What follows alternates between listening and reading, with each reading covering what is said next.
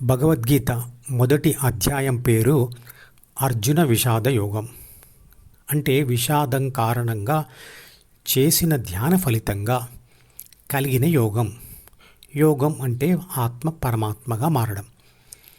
భౌతిక యుద్ధంలో అంటే కత్తులతో చేసే యుద్ధంలో తన వాళ్ళని చంపడం అనేది అర్జునుడి విషాదానికి కారణంగా చూపించబడింది. ఈ విషయాన్ని శక్తి దృక్పథంతో చూస్తే, అంటే ఆత్మ పరమాత్మగా మారే ధ్యాన దృక్పథంతో చూస్తే ఈ సందర్భం ఇలా ఉంటుంది. గురువు శిష్యుడితో వైరాగ్యాన్ని పాటిస్తూ, అంటే అందరినీ వదిలి ఒంటరిగా ఉంటూ ధ్యాన సాధన చేస్తూ అడ్డుగా వచ్చే తన జ్ఞాపకాల పుస్తకంలోని ప్రాపంచిక సమాచారాన్ని మరియు కోరికలను యుద్ధం చేసి చంపమని అన్నప్పుడు శిష్యుడికి కలిగే విషాదం అనుకోవాలి. అర్జునుడి విషాదాన్ని చూసి కృష్ణుడు 2వ అధ్యాయం 1-2 శ్లోకాలలో ఇలా అంటాడు: అర్జున, ఇటువంటి విషమ పరిస్థితుల్లో నీకు ఈ అజ్ఞానం ఎక్కడి నుంచి వచ్చింది అని.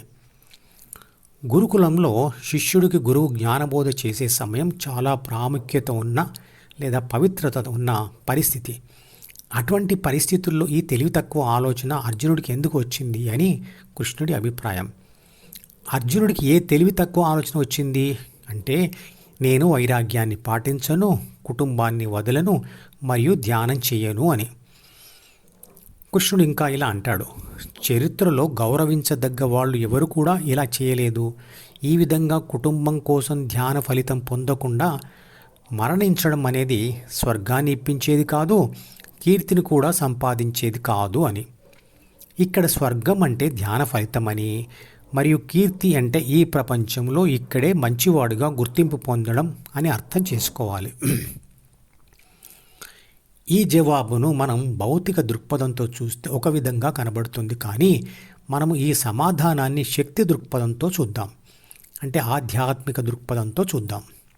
ఒక వ్యక్తి తాను యోగి కావాలి అనుకొని ఒక గురువు దగ్గరికి వెళ్ళినప్పుడు ఆ గురువు వైరాగ్యం పాటిస్తూ ధ్యాన అభ్యాసం చెయ్యాలి, అంటే నువ్వు ఒంటరిగా ఉంటూ అన్ని ప్రాపంచిక బంధాలతో కూడిన కోరికలు వదిలి ధ్యానం చెయ్యాలి అని చెప్తాడు.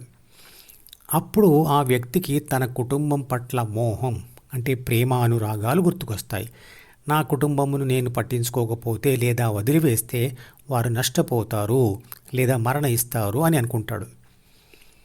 అలా భావించి నేను నా కుటుంబం కోసం ఏమైనా చేస్తూ మరణించినా సరే కానీ నేను వైరాగ్యం పాటించలేను, అంటే చిత్రపటంలో చూపించిన జ్ఞాపకాల పుస్తకంలో అంటే డిలోని నా కుటుంబం పట్ల ఉండే ప్రేమానురాగాలతో నేను యుద్ధం చేయలేను, అంటే వదిలివేయలేను, కాబట్టి నేను ధ్యానం చేయను అంటాడు.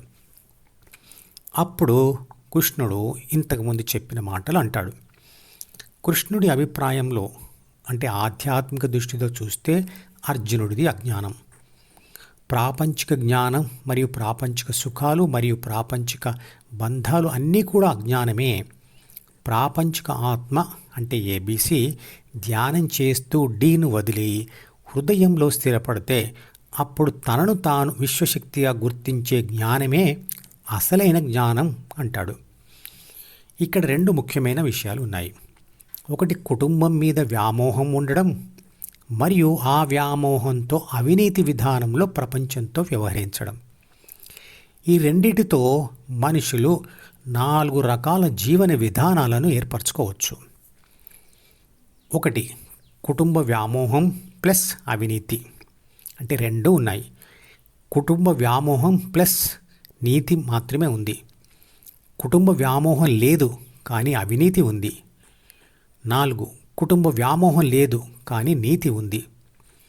ఇందులో మొదటి దానికి, అంటే కుటుంబం వ్యామోహంతో అవినీతి చేయడం, దీనికి ఉదాహరణగా తాతల కాలం నుండి ఒకే కుటుంబంలోని వ్యక్తులు ప్రభుత్వాలను అవినీతి మార్గంలో నడపడం. అలాంటి వాళ్ళు కేంద్ర ప్రభుత్వంలో మరియు రాష్ట్ర ప్రభుత్వాలలో కూడా ఉన్నారు. అందులో కొందరు చట్టానికి దొరకకుండా తప్పించుకొని పరిపాలన చేస్తున్న వాళ్ళు ఉన్నారు. మరికొందరు తాము చేసిన అవినీతి పనులకు జైలుకు వెళ్ళిన వాళ్ళు ఉన్నారు. అలాంటి వారిని ఏ సమాజమూ గౌరవించదు. ఇక 2వ రకం వాళ్ళు కుటుంబ వ్యామోహం ఉన్నా కూడా దానికోసం అవినీతి పనులు చేయకుండా ఉండేందుకు ప్రయత్నం చేసేవాళ్ళు. అలాంటి వారిని సమాజం విమర్శించకుండా ఉంటుంది, కానీ గౌరవించడం కూడా ఉండదు. ఎందుకంటే తన కుటుంబం కోసం తాను పాటుపడుతున్నాడు, అందులో గొప్పతనం ఏముంది అంటారు. ఇక మూడవ రకం వాళ్ళు కుటుంబ వ్యామోహం లేదు కానీ అవినీతి మాత్రం ఉంది. ఇలాంటి వాళ్ళు వ్యసనపరులై ఉంటారు. తన వ్యసనంతో తన సుఖం మాత్రమే చూసుకొని కావలసిన పనులు చేసుకుంటూ కుటుంబాన్ని కూడా వదిలివేసి అవినీతి పనులు చేసేవాళ్ళు. ప్రస్తుత సమాజంలో మత్తు మందులకు అలవాటై దానికి కావలసిన డబ్బు సమకూర్చుకోవడం కోసం ఎన్నో అసాంఘిక కార్యకలాపాలు చేస్తున్న వాళ్ళు. ఇలాంటి వాళ్ళని కూడా సమాజం గౌరవించదు.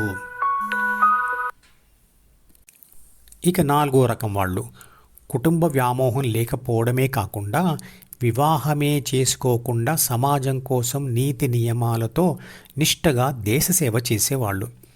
ఇలాంటి వాళ్ళని ప్రపంచంలో ఏ సమాజమైనా గౌరవిస్తుంది. ప్రస్తుత కాలంలో నాకు తెలిసిన అలాంటి ఇద్దరు రాజకీయ నాయకులు, ఒకరు నరేంద్ర మోడీ, మరి ఇంకొకరు ఆదిత్యనాథ్.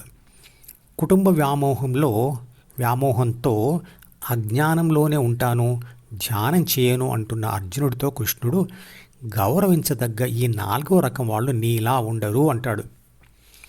ఋషులు మరియు యోగులు తమ సొంత కుటుంబాలని వదిలి దశాబ్దాల ధ్యానం చేస్తూ తాము ఆత్మానుభవం పొంది సమస్త జీవరాశిని తమ కుటుంబంగానే భావిస్తారు. అలాంటి వారు నిస్వార్థ భావంతో మానసిక ఒత్తిడి, నిరంతర సంఘర్షణల వల్ల విషాదంలో ఉన్న వారికి మార్గదర్శనం చేస్తారు, అంటే ధ్యానం నేర్పిస్తారు. అలాంటి వారే గౌరవించబడతారు అని కృష్ణుడు విషాదంలో ఉన్న అర్జునుడికి చెప్తాడు. రమణ మహర్షి మరియు గౌతమ బుద్ధుడు అలాంటి వారే.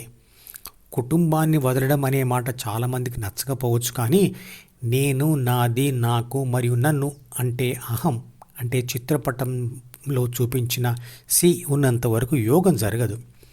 కానీ ధ్యానం అసలు చేయకపోవడం కన్నా ధ్యాన తొలి దశలో భౌతికంగా కుటుంబంతో ఉంటూనే అవినీతి లేకుండా బాధ్యతలు నిర్వర్తిస్తూనే కొంత సమయాన్ని రోజు ధ్యానానికి కేటాయించాలి మరియు ధ్యాన సాధన విషయాలు తెలుసుకోవడానికి ఉపయోగించాలి. వానప్రస్థాశ్రమం వయసు వచ్చే వరకు సహజంగానే కుటుంబ బాధ్యతలు తగ్గిపోతాయి, వైరాగ్యం కలుగుతుంది. ఈ పద్ధతిలో ధ్యాన ఫలితం రావడం ఆలస్యం అవుతుంది. వానప్రస్థాశ్రమం గురించి గూగుల్లో వెతకండి, చాలా వివరాలు దొరుకుతాయి.